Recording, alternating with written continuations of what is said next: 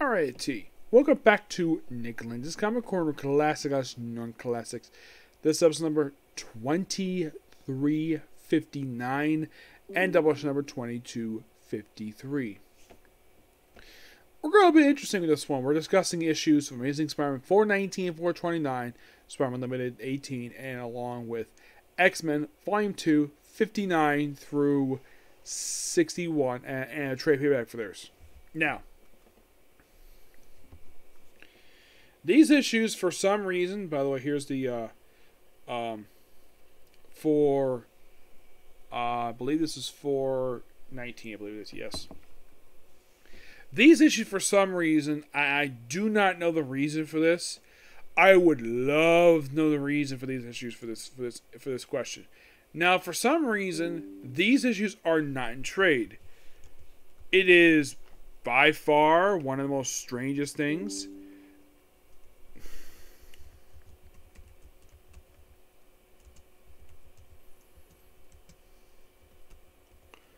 Now, why am I discussing these issues? Well, why am I stopping 419? Well, the reason why I'm stopping that particular one, because 429, because the issues is actually in a trade I'll discuss in our comic corner. Yes. Now, basically, in issue 419, we're introduced to Black Tarantula. Yep, the Black Tarantula, a character who's still around to this very day. And it's, by the way, this is just after the Clone Saga gets wrapped up. We also have guest appearance here by the frickin' Rose. Yes, the Rose. Gotta love this guy. Yeah, and by the way, the creative team of these issues is Tom DeFalco and Joe Bennett. You're thinking, Joe Bennett, that seems very familiar. Wasn't he also the artist for Mortal Hulk? Yep, same guy. Yep. Now, if you're really curious, though, what does the Black Tarantula look like?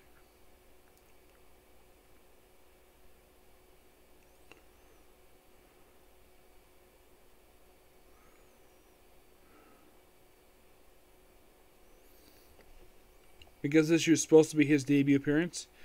I think it's more like in shadow per se, but it doesn't make physical appearance this issue.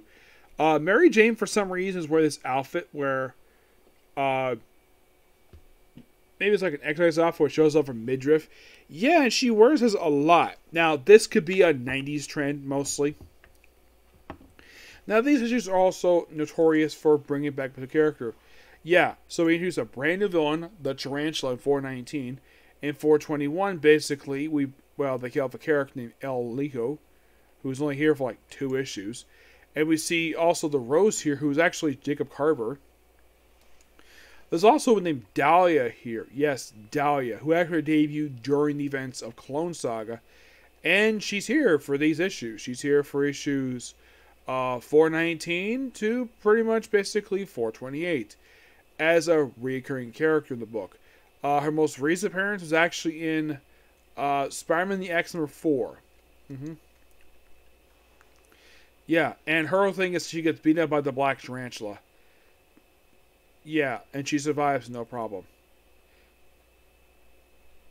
Yeah, and also X-Men makes a guest appearance in 420. In 421, will be the first appearance of a character named Dragonfly. Yes, Dragonfly.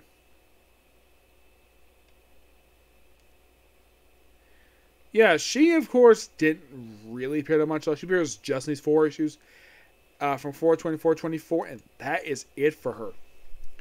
They also have a organization called True Believers, which I'm sure that's probably a nod to Stan Lee. This cult itself was only around 421 to 428.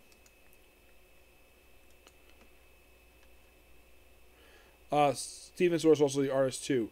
They also have a backup feature in the book, which Tom DeFalco did work on too. It's mostly put Spider-Man deal with the Rose a little bit.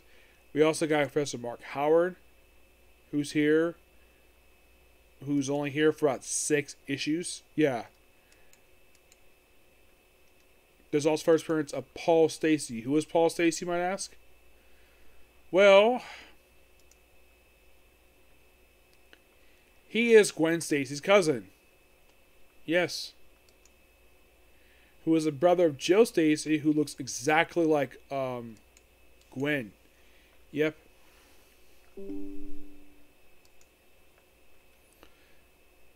I'll discuss it. There's also an annual release. I forgot to read that one, so I'll discuss it later. So in the case of issues 422 to about, I think it's like 427, it's a storyline involving Electro. Yes, Electro. Yeah, he's here with Don Forto.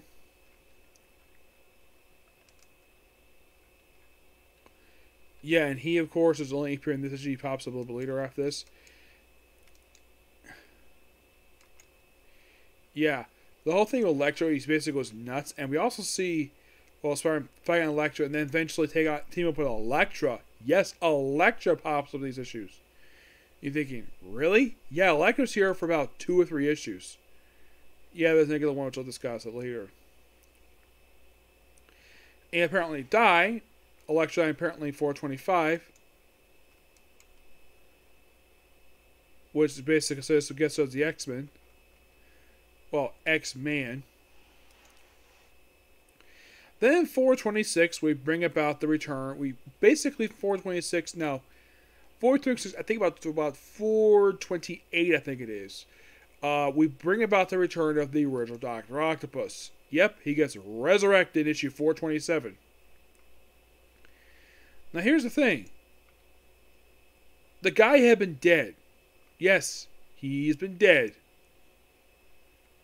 For, at this point, for about 3 years.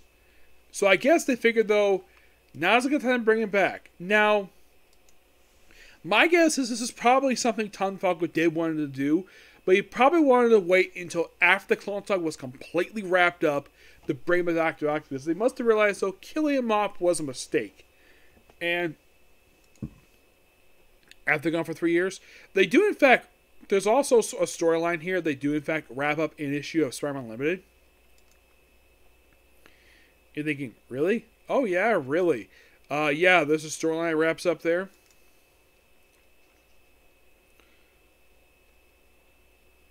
Because at the 428, which, by the way, that next issue basically, yeah, that kind of, in a way, leads into a storyline with that in that issue.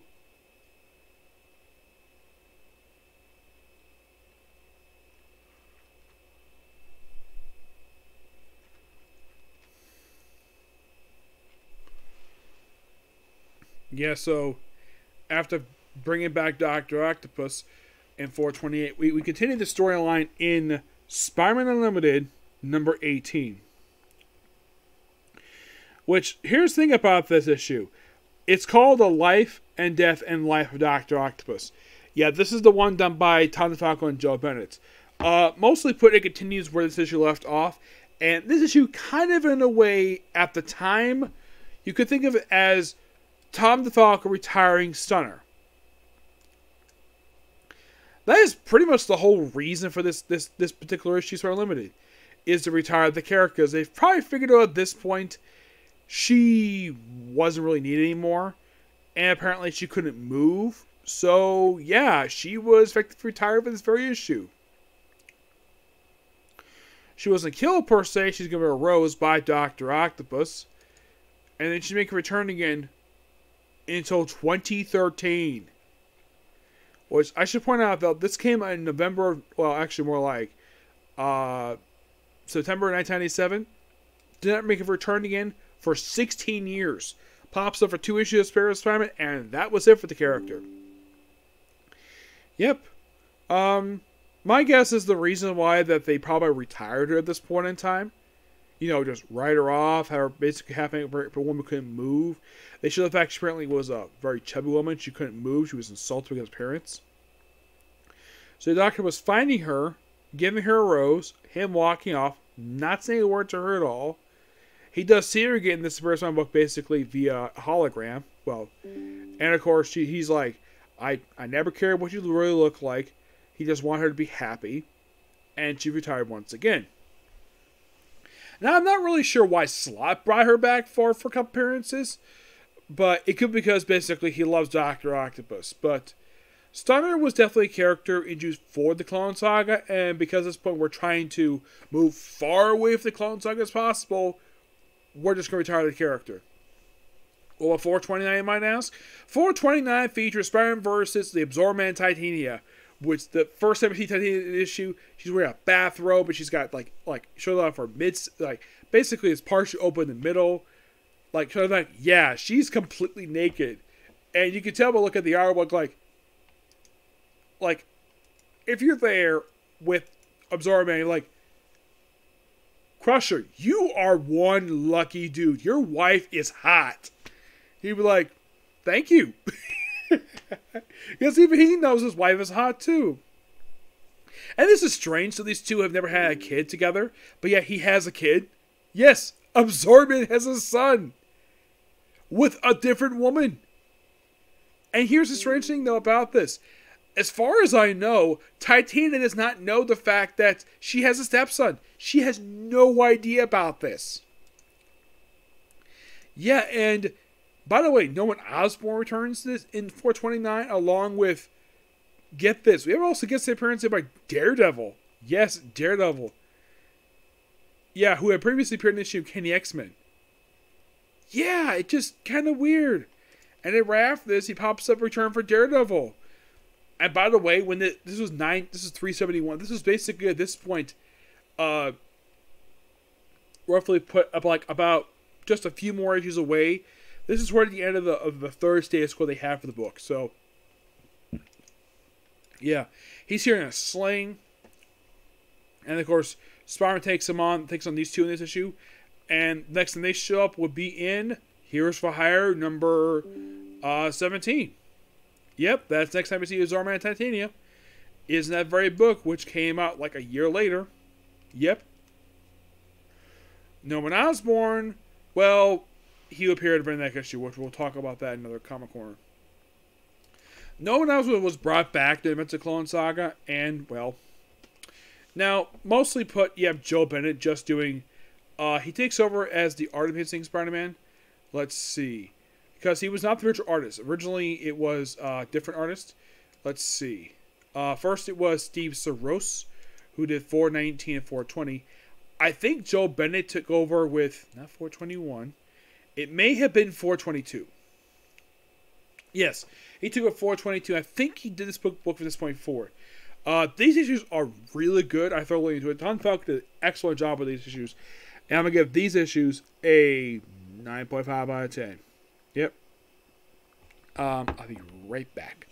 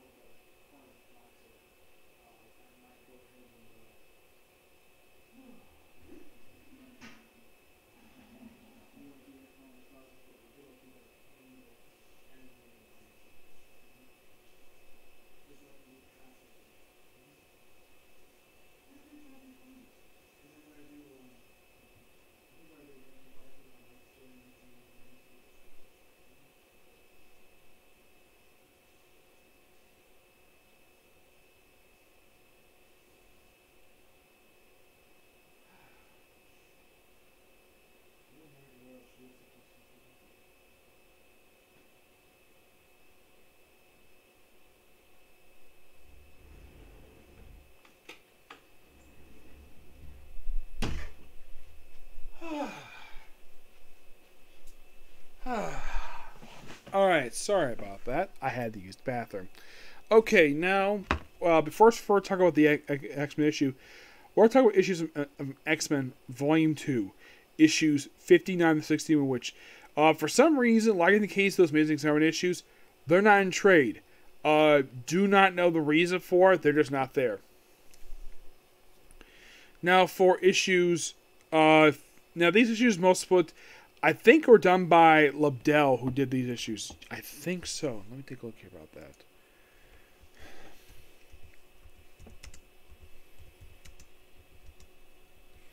Because I think it was Lobdell was the writer of these issues. Yeah, it was Lobdell and Rob Michio.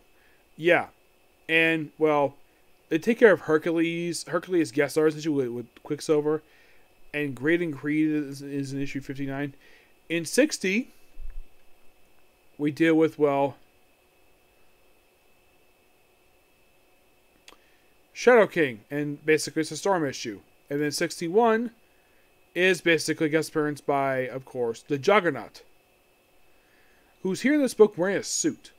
Which is strange, but...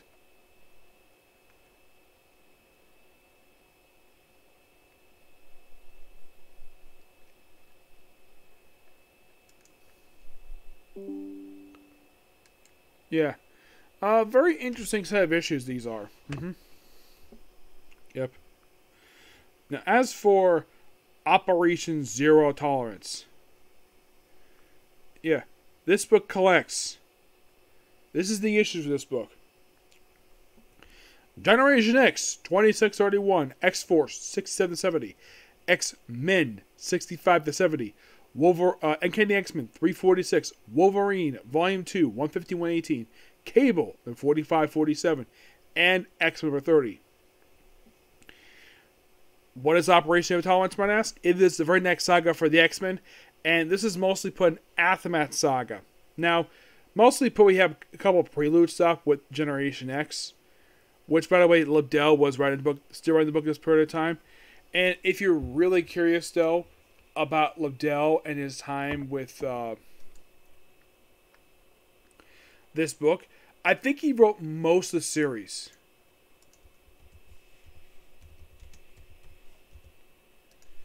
Let's see. Okay, so in the case of Generation X, he wrote the first 28 issues. Yeah, the first 28.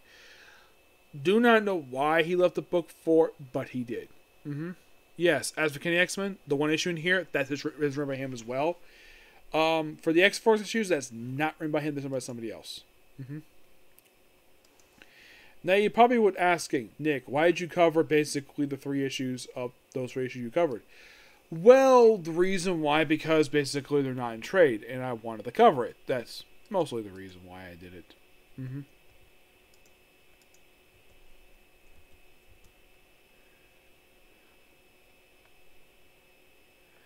Yeah. So the Cage Generation X issues, the first 2 issues is basically, it's 26 and 27 to start with. Oh, and by the way, like I mentioned, this book covers to issue 31. Lobdell would actually lead this book during the events of the storyline. And you're thinking, really? Yeah, really, he would.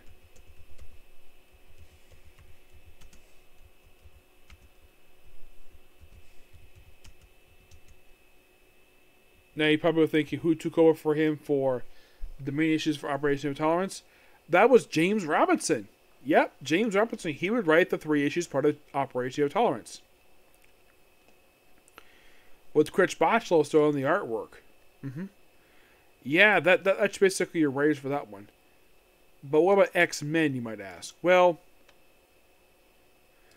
the X-Men issues, which, by the way, those cover, from this book, issues 65 to 70. It is mostly put just Lobdell, who does his issues as well.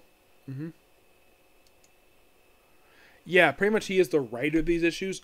He writes at 69, so this is still during his era for the book. You're probably thinking, okay, who writes Wolverine?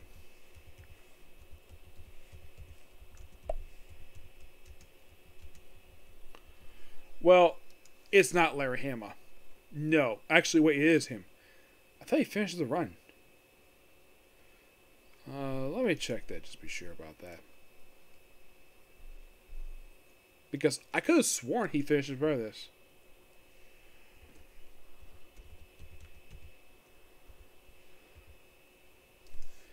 So, I thought basically what was 109 was his last issue.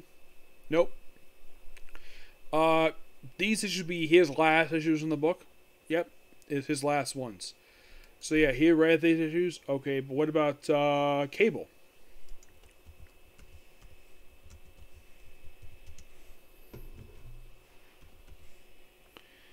Cable was written by James Robinson. Yep. And he would write all 3 issues of this storyline. Isn't it strange, though, that basically it's X-Force, and X-Force, X-Men, and Generation X have the most issues, and X-Men's got 1. Wolverine's got 4, and X-Men's got 1.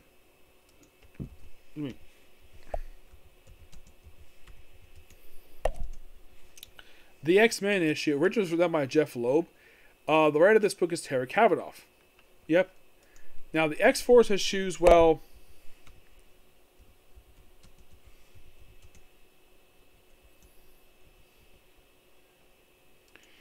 these issues are done by John Francis Moore, which I believe he was the last, one of the last writers in this book.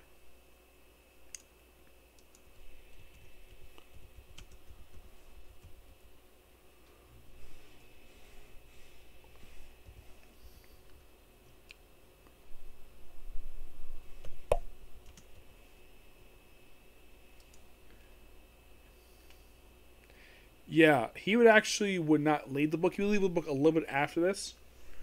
But he would come back for up to 100, and that's it for him. Yep. Mostly put with the whole story. Like, first he has some prelude stuff they threw in here because why not?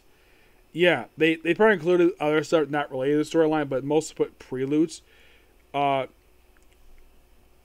Generation X, mostly put it just... Then it's like a bunch of build up for this particular event. Like, so there's 2 issues of Generation X, which Generation X, if you forget what this book is, it's simply the school run by Emma Frost and Banshee, which include members like Jubilee, with a bunch of characters part of this group.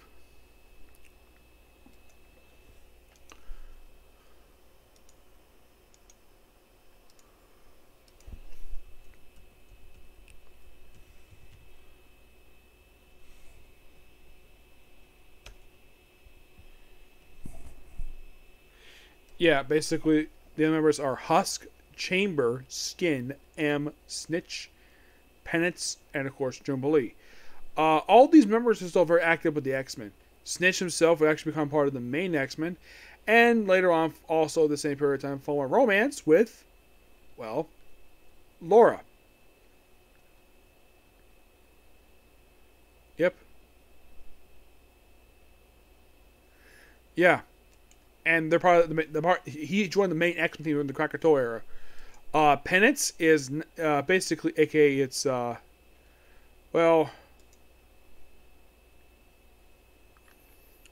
we have Hollow.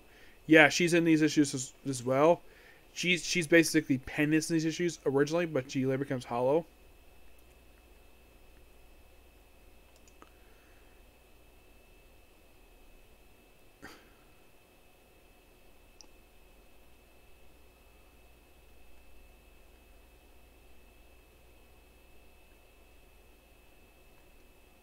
You could say she's a loose relative of Monette. Otherwise known as M. Yeah, she, of course, has appeared somewhat over the years. Yeah, well, in this book, she's actually doesn't appear a little bit later on in the book. But most of the just Monette posing as basically Penance in these issues. Jubilee, basically, this is kind of the way her book that she's regularly featured in.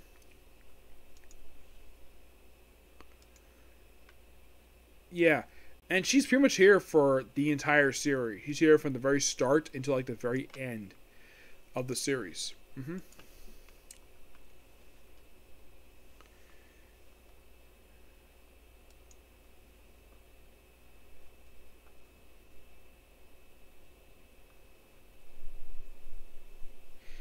Yeah, and just prior to this of that happening, we were introduced to Bastion, which we'll get to him. So most put some training and of course just some build up, and then basically like Jubilee taken captive by Bastion in this whole issue, in issue 27, and then right after that we have X-Force 67, where Danny Moonstar is back with the group, and we're thinking, is this the start of Operation Zero Tail Tyrants? No. No, it isn't. It's not the start of Operation Zero Tolerance. Not at all.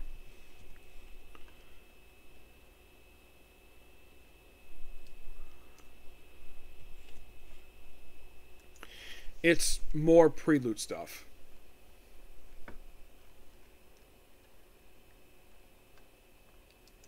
Yeah, it's only one issue of a prelude for this. Yeah.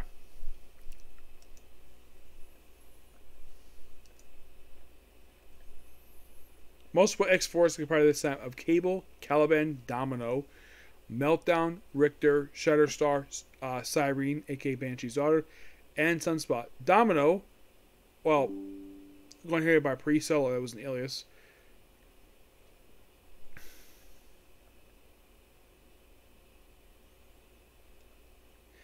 Yeah, and you might think, okay, what about the other issues that are in this book? Yeah. So, it's just her basically returning to the organization. That's most what this is, just her. And there's a guest appearance here by a member of the Mutant Liberation Front. I'm trying to figure out where he is. It's not her. Nope.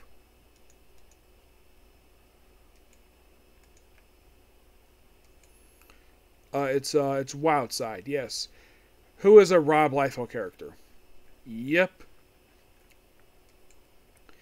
Yeah, basically this is more set up for Operations Zero. That's most what this issue is. And they immediately right after this issue, I think next is a Generation X issue. Yep, it's back Generation X, and this was Lobdell's last issue he did for the book. I will discuss more about Generation X when I talk about Generation X Epic Collections. I just want to mention it here. Yeah, last issue is actually pretty good. Double-sided issue. I think it serves basically what it is. And then comes basically X-Men 65, more preludes, more setup. Yeah, Bastion hunting the X-Men. This is basically kind of the sort of... And also, for some reason, this issue, we have Jean Grey confronted by Heroes Reborn Iron Man. Yes, for some reason, he makes a guest appearance this issue. Yeah, I thought that was kind of weird. I'm like, what? Why the heck would he appear here for? That's honest to God, really good question. Like, why the heck is he frickin' here? It looks like Heroes Reborn, or at least maybe I think it's more like Heroes Return. But the suit is basically from Heroes Reborn.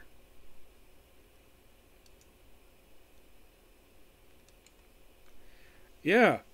So this, I think, is kind of weird on the part of the artist this issue. The artwork of this issue is done by Chris Paccio. Now, you look at this armor. That's a Heroes Reborn armor. That's not 6 Iron Man.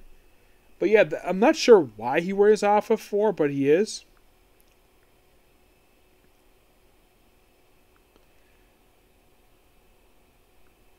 So we're thinking, at what point we're going to get into the main story itself? What we're going to get to that?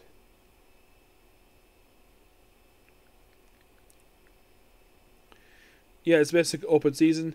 So the X-Men are attacked. Pretty much started this issue here as a prelude by this rogue organization, and we get to Amazing Experiment 4.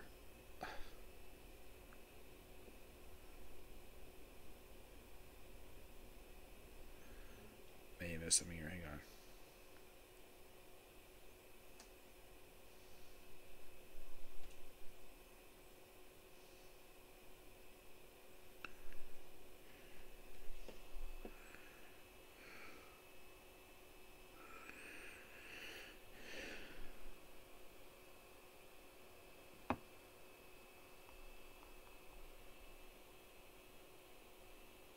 Because the X-Men starts in Cable 45.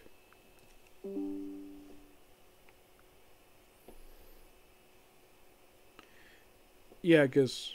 Now, this is more like... The other side was set up. This is prelude. Yeah, Bastion is attacking the X-Men. Of course, we're going to Kenny X-Men 346. The only issue of Kenny X-Men is this. Yeah, for an X-Men event, this other was really weird. Where, like... X-Men event and one issue of this of the main Kenny X-Men book, where the opening page is simply put. By the way, the artwork by Joe Moria, where you have Hulk and Spider-Man make a guest appearance. Like, what? But that's just a photo. Yeah, Jameis is here and he's being intimidated by, of course, Spider-Man's made a guest appearance in this very issue. And he is intimidated by Bastion, the killer robot for the future. And the working Operation Tolerance, the guy official working with the group, is Henry Peter Gomrick, and they're leading to, well, Generation X-29.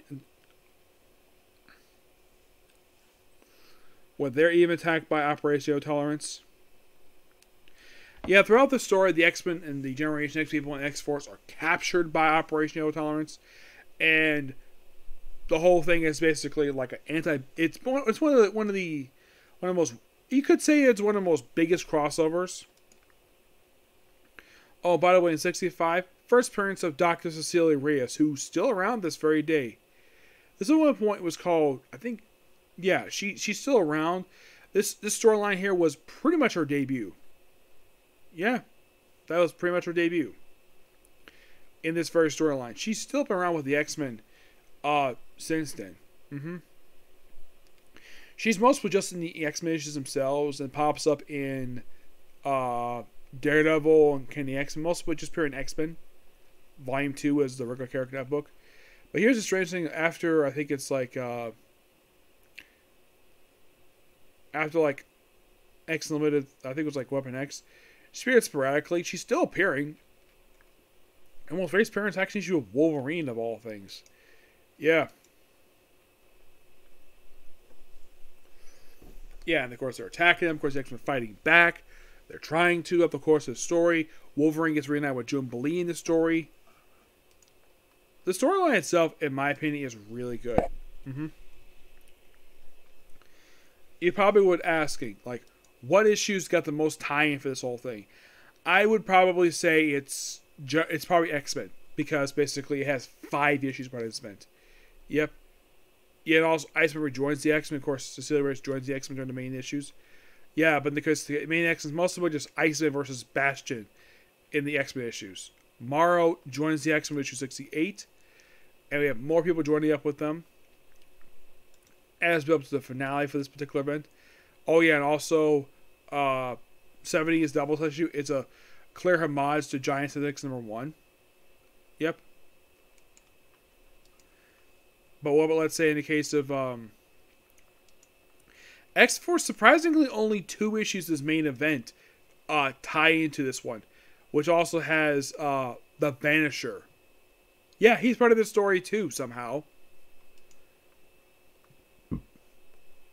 Excuse me, yeah. And I'll talk about issue 70 soon, in a minute, once I talk about the finish like a main event. The Cable 45 is basically what we start off here. Yeah, it's the opening shot of this whole thing. Cable was attacked by Bastion's people. Yeah, this goes on for about... You have Cable versus Bastion in these issues as well. Yep. And then basically it's kind of dealt with issue 47. It's surprisingly the only one doesn't have, like, the very next issue be, like, the conclusion. Yeah, it's only 3 issues, and that's it.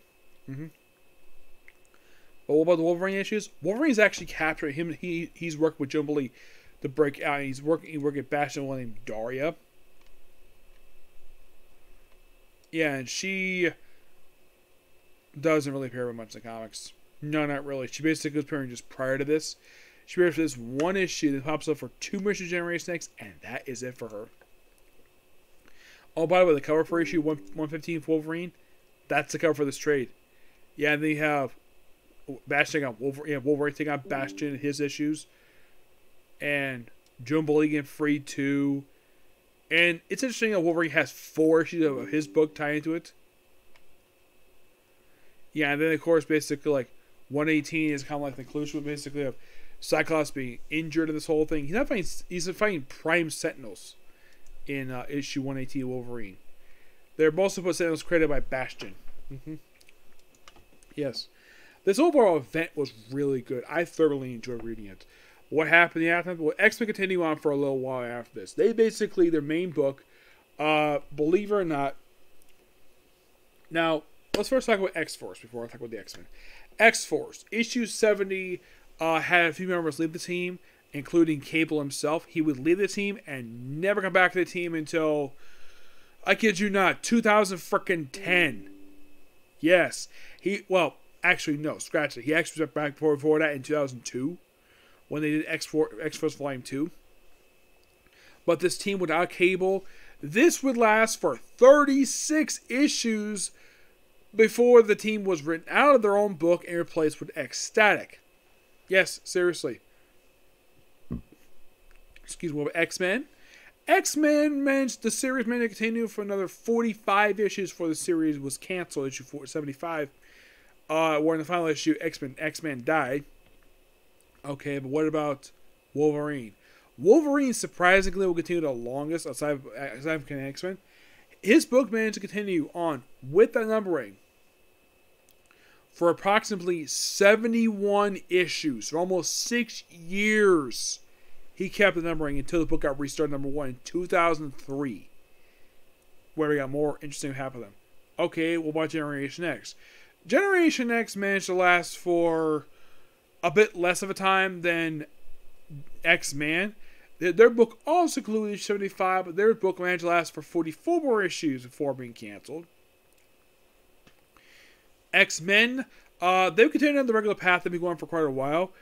Basically, it's X-Men stuff. Not much Aftermath of X-Men, but mostly just for pieces. But they have more so a little bit later. We have more events like for them. But before it becomes New X-Men, the book becomes, it still says X-Men for until about 110 is basically when they stop calling it. So basically for them, for the next 40 issues, it's still called X-Men Volume 2. Before with, I think it's like 111, it's renamed to New X-Men.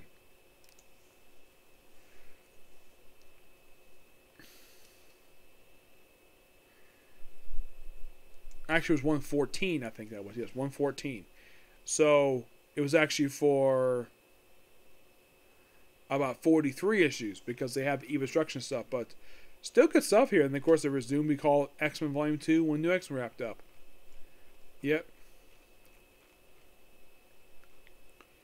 But Operation Intolerance is definitely a really enjoyable event. I do recommend checking it out. So in the case of this particular event, for X-Men Volume 2, I have a review for them. Let's see if we can find the correct thing here. Here we go. So, for X-Men Volume 2, I have now reviewed, thanks to reviewing this particular trade, for them, I have now reviewed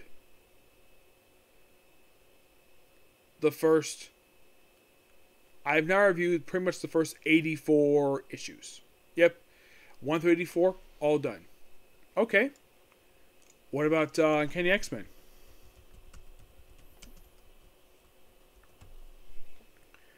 For Uncanny X-Men, for them, thanks for reviewing this particular one.